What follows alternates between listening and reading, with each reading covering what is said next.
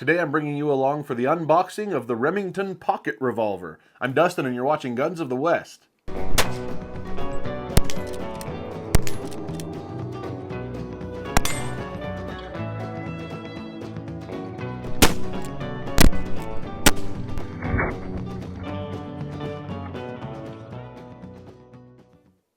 Well, I'm excited, so let's go ahead and dive right into the box and see what all it comes with.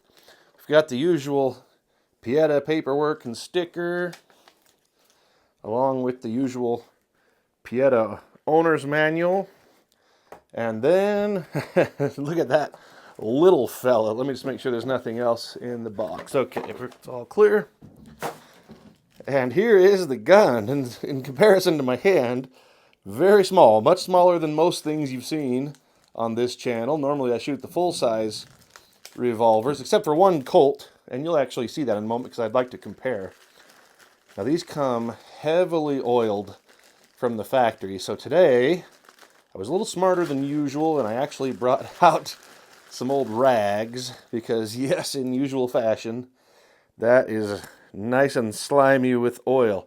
Now while I'm wiping this down, you might be thinking, Dustin, why would you get it in a brass frame? Don't you know the brass frames stretch, they cause problems and all this?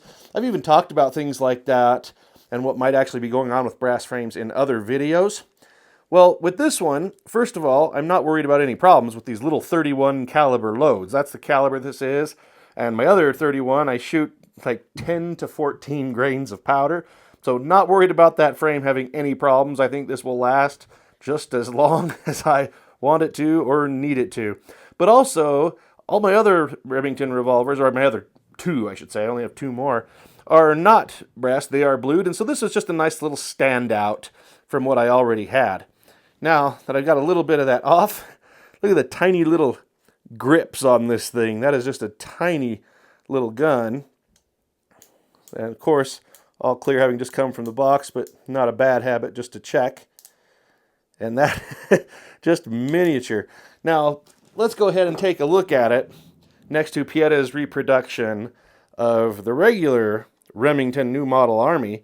And that is quite a difference, that is for sure. This one has the 8-inch barrel.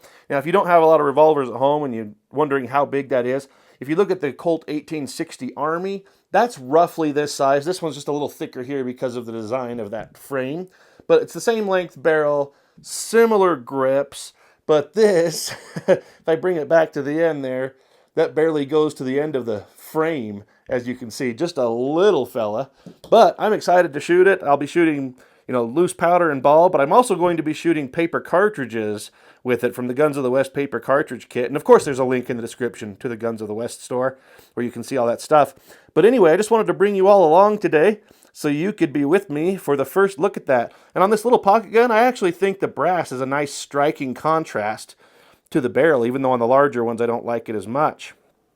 Well, here's a quick size comparison between the Remington pocket model and a Colt pocket model. The Remington is really tiny in every aspect, but I'm excited to get it out to the desert and try it out. And I'm even going to do some chronograph testing just to see what kind of speed and energy and power we can get out of such a tiny little gun in 31 caliber.